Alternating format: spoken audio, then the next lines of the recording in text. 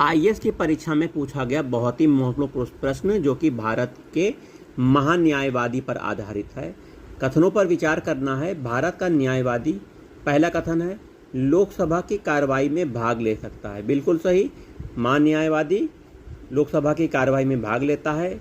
दूसरा, लोकसभा के किसी समिति का सदस्य महान्यायवादी हो सकता है। बिल्कुल सही है।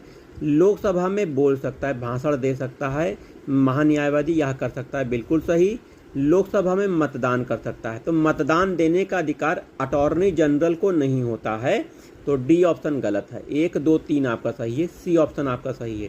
संविधान के अनुच्छेद 88 में अभिकथित है कि प्रत्येक मंत्री और भारत के महान्यायवादी को यह अधिकार होगा कि वह किसी भी सदनों की संयुक्त बैठक में और संसद की किसी समिति में जिसमें उसका नाम सदस्य के रूप में दिया गया है, बोलने, कार्यवाही में अथवा भाग ले, किंतु इस अनुच्छेद के आधार पर वह मत देने का हकदार नहीं होगा। ठीक है।